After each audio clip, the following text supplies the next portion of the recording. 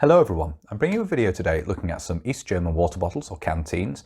What we'll be having a look at here are some early aluminium canteens and then various versions of the later plastic canteens or indeed water bottles. Of course the official German nomenclature is Feldflasch, or field flask literally translated.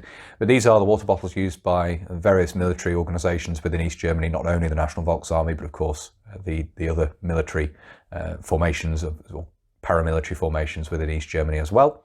So we're going to have a look at these in some detail. There are several different patterns to have a look at. We won't be looking at the UTV example in this video. I do have an example of the UTV water bottle or canteen. We'll be looking at that in a separate video, looking at a basic set of the UTV equipment in the not too distant future.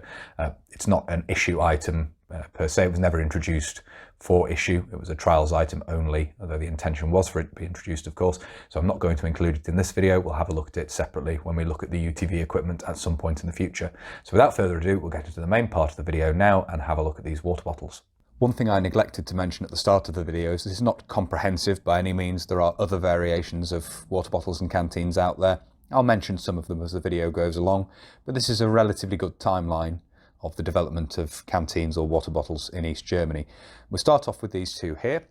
Now these are essentially a carryover from the M31, so the Second War era German Army canteen or water bottle. They're a development of that design, and the carriers and so forth function in a very similar manner. This one here is the most similar, and you can see here we have a leather strap running around the wool cover. It's a very rough wool. You can actually see how rough the cover is here, the sort of wool felt this is made from. It's very rough indeed. But you have the leather strap running around there, runs through these two keepers on the cover, which have been riveted in place. You can see that there. At the bottom, there is a stud. I'm not going to unfasten this because it's quite tight, but there is a stud attached to the cover. The leather straps both pass over this. See that there. And this means that when you hook this onto the back of a bread bag, initially, East German equipment did include a bread bag. You could clip this onto the back of the bread bag on a D-ring, and then this strap could be detached and slotted through a leather strap, a leather loop, similar to this one here on the bread bag, which would keep the canteen attached neatly onto the back of the bread bag and would stop it bouncing around too much. Obviously you have an aluminium cup at the top here, and if we unfasten the strap, it's quite tight in the loop on the cup, so I probably won't remove the cup entirely, but I can lift this up here. It's quite tight in that riveted aluminium loop on the cup, but we can nevertheless have a look at the inside of the cup there. Very plain, no handle or anything. And then you have the cap here, and you have the manufacturer's mark there, as you can see on the cap. And this has been painted in an olive drab colour, as you can see. An aluminium water bottle in there, and then the cover is attached using this series of 4 snaps or press studs down the side, and you can see the body of the bottle has been painted green throughout. Obviously the screw neck is bare, but the body of the bottle has been painted with this green finish, and you can see the section of the cover where the press studs attached through has been reinforced with this tape. I won't entirely remove the bottle from the cover, it's a little bit of a pain to get back in, but you can see the details of the snaps and press studs there down the side as well. So quite a nice example of an early, immediate post-war, well, an early example of an East German canteen. Obviously, if I can get this back together again, there we go. It's a little bit of a tight fit around the neck here. There we go. When I say immediate post-war, obviously sort of formation of the Barrack People's Police, I believe, originally used these, and then of course they were carried over for use by the MVA when the MVA was formed. So that's basically a carryover from German Second World War practice. This one here is slightly different. You can see it is extremely similar. The cover and so forth is very similar, but we have a mix of brown leather and webbing for the strap around this. You can see that there. At the bottom we don't have that joined section of strap. We have another of these leather loops for the strap to pass through. So this webbing strap isn't split in two at the bottom, so you don't have that facility to clip this through a loop on the back of the bread bag, but it does have a carabiner, it does have a clip for hooking onto a bread bag. So slightly different design in that regard, otherwise basically identical. We open this up here and we can have a look at the cup and the cap of the bottle as well. And you can see in there again we have the manufacturer's mark down in the cup there, reverse, and then we actually have MDI on the cap of the bottle in this instance, which is the Interior Ministry, of course. And we open this up here again, it's the same pattern of canteen. You can see we have the rubber washer in the cap there to seal it, make it watertight. And obviously both caps in the caps in both instances attached with a chain. Again, if we slightly different here, we have a brown finish to the press studs. And we open this up here, you can see that in this instance the bottle is bare. But we still have that tape reinforcement to the felt cover where the press studs pass through it. But the aluminium bottle inside is bare. So that's a difference again. One thing I would note here is obviously this has a mix of brown leather and webbing for the strap. That's a variation on these. You do also see the versions analogous to this one with the black leather strap, with the entirety of the strap made out of brown leather rather than black. It's just another variation you see. That's the first one I don't have in the collection that I'll mention here. I would like to pick up an example of one of those at some point as well, because these are quite a nice thing to collect. I don't know why, I just find them particularly interesting to collect. So just get that back in there if I can. There we go, and pass it back. Obviously you have this little metal ring to keep the end of the strap secure out of the way there. So basically a development of the Second War era German canteen, and these were the initial issue, and these are just two variations on the theme. You can see here obviously one marked with that MDI mark on the cap for the Interior Ministry as opposed to MVA. So that's the two aluminium canteens we're going to have a look at here. We'll move on now to have a look at some of the slightly later plastic canteens or water bottles which were issued. This is the first of the plastic canteens we're going to talk about, and this is a slight development of the M58. The canteen itself was introduced in 1958. The cover is a slightly later version introduced around 1962.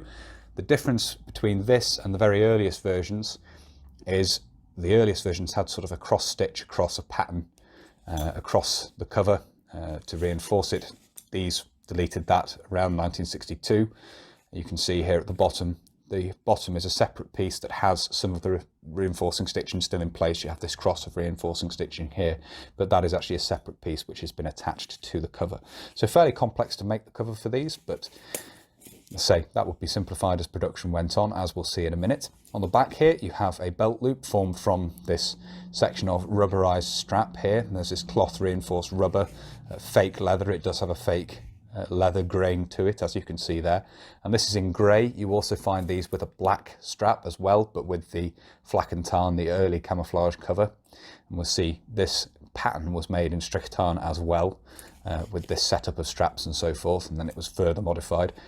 So you have that there, and you also still have a carabiner on the back. So the idea with this is you could attach this onto a bread bag, but you often see them carried on the belt, either with the belt slotted through there where they really sit a bit high, or slotted through the top. You do see that as well. But the intention of this setup here initially was this could still be carried on a bread bag, but of course the bread bag would fall out of service with the MVA, which rendered this method of carrying it obsolete basically.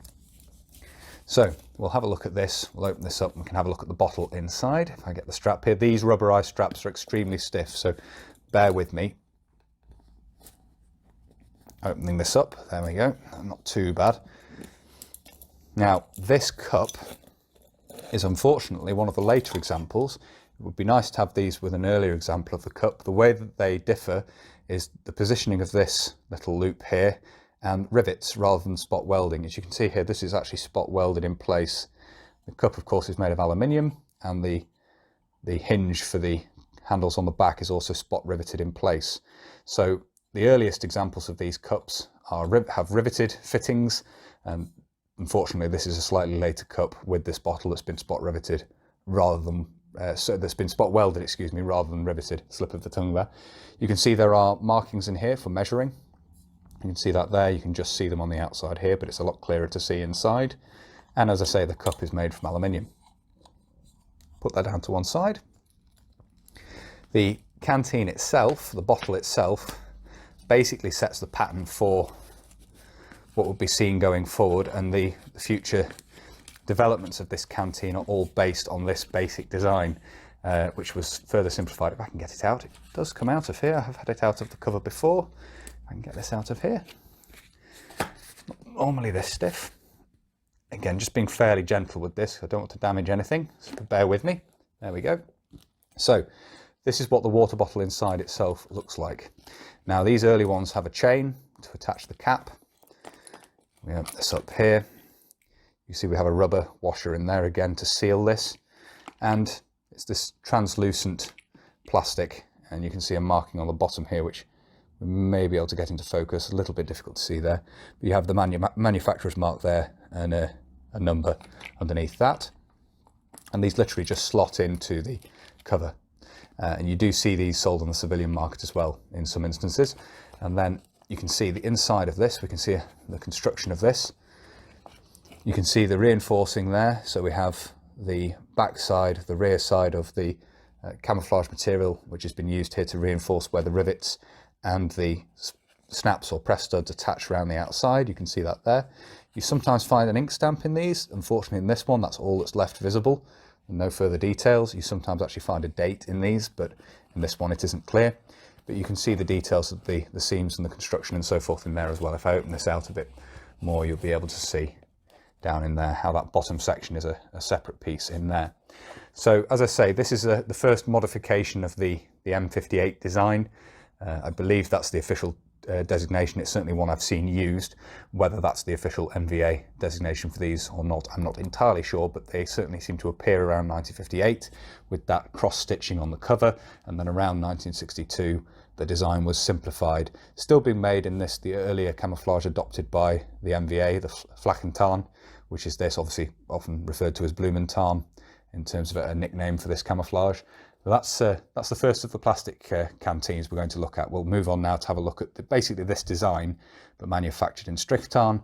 It's important to note that one variation of this, as I said before, is that you find these covers with black straps rather than the grey rubberized straps. And I'd quite like to find an example of one of those. I think I'm very unlikely to find one of the earliest examples of these with the cross stitching, but I'd like to find an example of one of these with the black straps at some point. That would be a nice thing to add to the collection, further step in the sort of progression, the development of these canteens and covers. So as said, the next canteen or water bottle we're going to have a look at here is basically exactly the same as the pattern we've just seen, but made in Stricktarn camouflage. The cover is made in Stricktarn camouflage. The canteen inside, the bottle inside, is basically exactly the same. The construction is very similar. So we have a look here. You can see we have, again, a rubberized strap, slightly thinner in this instance, and we don't have that pebble grain finish. Obviously this is now made in black, but you can just see the pattern of the cloth reinforcement showing through there.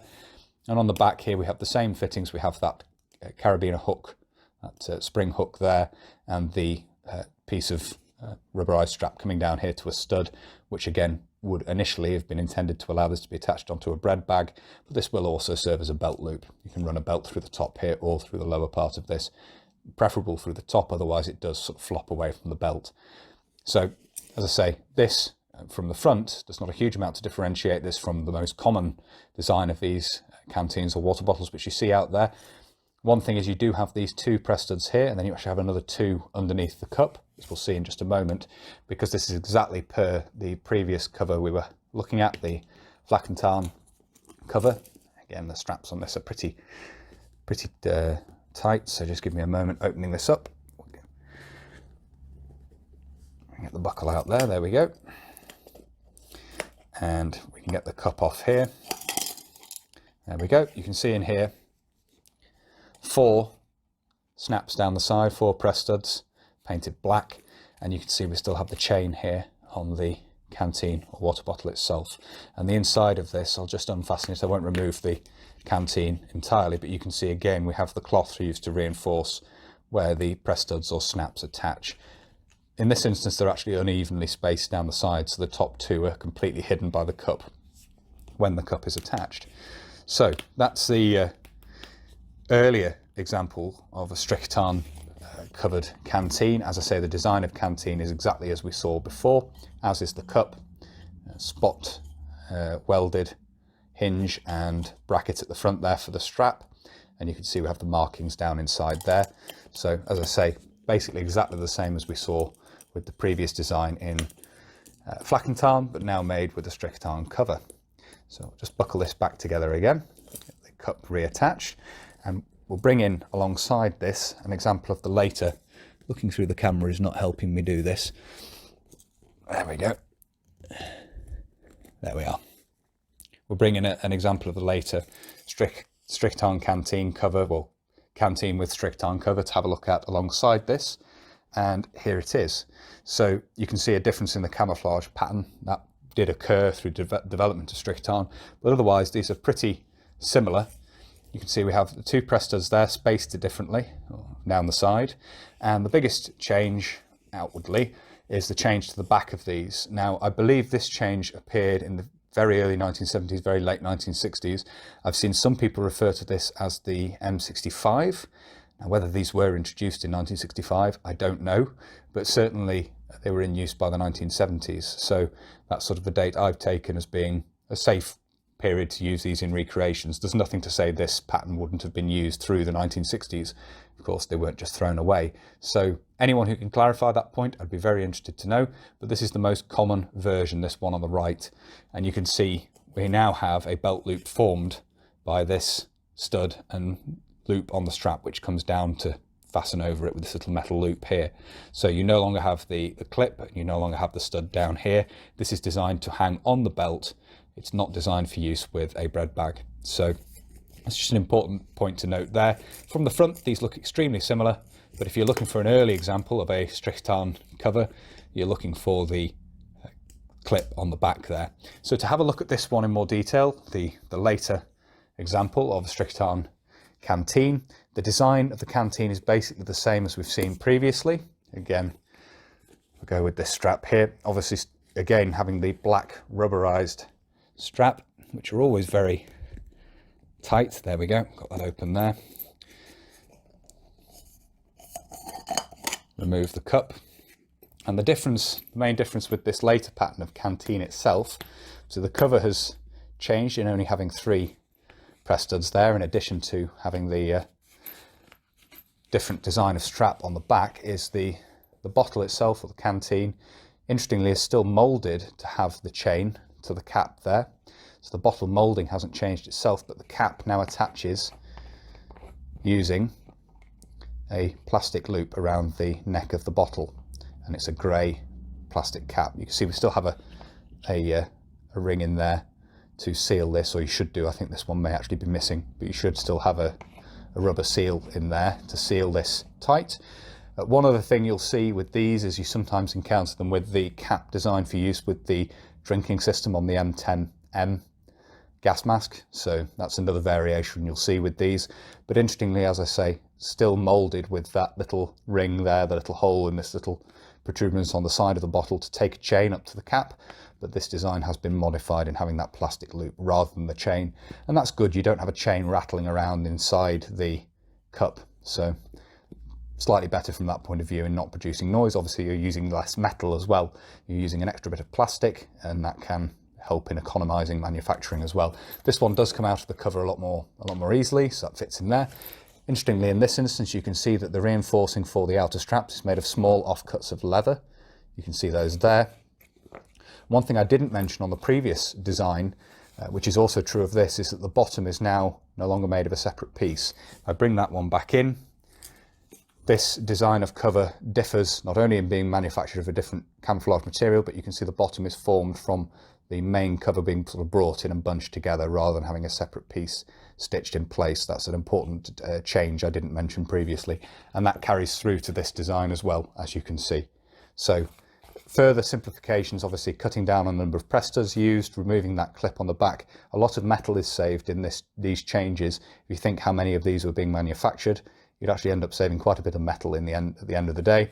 And again, simplifying manufacturing, sticking with this method of just bunching everything together at the bottom rather than putting an extra piece of cloth in there. So that's the last production of these canteens.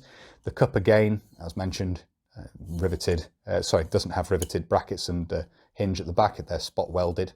So again, the simpler form of manufacturing there. And you've lost those marks on the inside for measuring. They have been omitted with this design. So simplified again, just a slightly simpler form in terms of manufacturing and stamping this cup. So that's the final version of these we're going to look at in this video. And you can see over time a gradual simplification, a gradual reduction in the amount of more expensive materials needed to make these, a reduction in the amount of metal used and so forth. So a general economisation in terms of manufacturing and materials used as well. There's a final oddity I'd like to look at here, which is sort of a hybrid between the aluminium and the plastic canteens, in that it has a felt cover rather than the camouflage cover.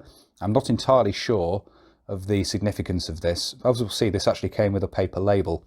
Now this most closely follows the Stricktarn, mid-production Stricktarn canteen. As you can see here, if we look at the back, the system of straps and so forth is exactly the same. The way the bottom is formed is the same. This is sort of a halfway house between the aluminium and these plastic ones. I'm not convinced it's military issue, but I thought I'd include it here for point of interest, and perhaps someone knows details on this and could provide some information. So as I say, you have that system of strap and clip on the back for use with a bread bag in theory, and obviously it's that cloth reinforced black rubberized material. You can see the pattern of the cloth showing through there. If we unbuckle this at the front, yeah, I'm trying to be relatively delicate with this. There we are. Pull the strap out of there. Remove the cup here. You can see this came with a paper label, which I've included with it. Now, we'll just have a look at the overall design a little bit more closely. You have the graduation marks in the cup there, but it does have the spot welded bracket and hinge at the back there for the handles, as you can see. So that's the details of the cup there. The canteen itself is one of the earlier examples with a chain. So you can see it still has the chain and that design of cap there. If we open this up, you can again see we have the rubber stopper in the top there to seal that. It appears this has never been used or issued to anyone, not that I necessarily think it is an issue item. It does have only 3 snaps or press studs down the side. I had a feeling it did. So only 3 of those there. So it's sort of a hybrid in that regard with the later ones as well. And you can see in here we have the cloth reinforcing and so forth, again, as we saw with the earlier felt covers. So as I say, not entirely sure what the story would be behind this, whether it's a civilian item made to basically a military pattern but using non-camouflage materials, I don't know, or just using up some of the felt to cover some of these, perhaps for non-frontline troops. But this does have this this little tag that came with it, and you can see that the VEB Leder- und Plastverarbeitungswerke Dresden. My pronunciation will be absolutely horrendous, of course, so I apologise for that in advance. But you can see there we do have various details, article numbers and so forth. You have the price there of 8 marks 35 Pfennig, and then at the bottom there you have a number which ends here with 74. And I wonder if this was a contract or a manufacturing date or something, with 74 being the date at the end there. Not entirely sure on that, but that is the paper tag that came with this. And obviously it does give a price there, which you do see in some instances with military kit occasionally, where it's intended for the civilian market as well, or export. It's possible this was intended as an export item for foreign militaries. That's also a possibility.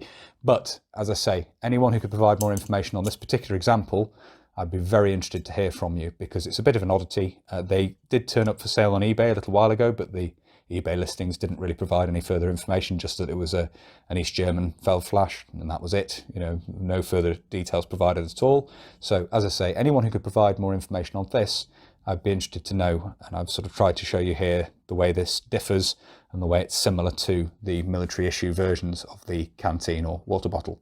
So as I say, any information that could be provided on this, I'll be very interested to hear and read in the comments section. So I do hope you found it interesting looking at these. As said in the video there, I'd be appreciative of information on dates and so forth. I've presented the dates that I'm aware of in relation to the development of these canteens, these water bottles. So as I say, if anyone can clarify further, I would be interested. Of course, it's a little bit arbitrary because the changeover from one patent to another does not really govern exactly when these items will have been used and issued. Obviously, it kind of gives you a start date, but in armies around the world, equipment is not simply thrown away because it no longer fits the current pattern, unless there's been a major change, a major improvement in functionality, for example. So some of these older patterns will have been in use, obviously in a crossover period with the newer items being introduced and being issued alongside them for a time. So that's just something to bear in mind when considering dates in relation to any military kit. Is there's often a crossover period where older equipment is issued alongside newer equipment, of course. If you have found it interesting looking at these canteens and water bottles in this video, and you'd like to see more of this sort of thing, more content covering East German kit in general, please do consider subscribing to the channel if you haven't already. And whether you're newly subscribing or you've previously subscribed, please do make sure you hit the little bell, the notification button down below. That will of course alert you when I upload future videos. That's everything for this video, so until next time, bye for now.